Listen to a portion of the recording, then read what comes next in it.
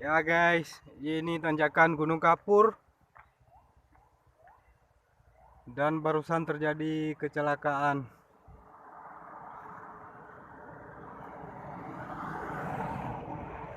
Ini bekasnya.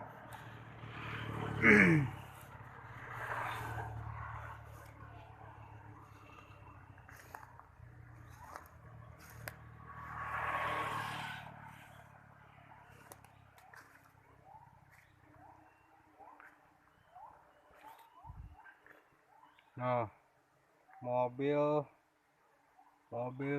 pick up, kayaknya mobil showroom nih.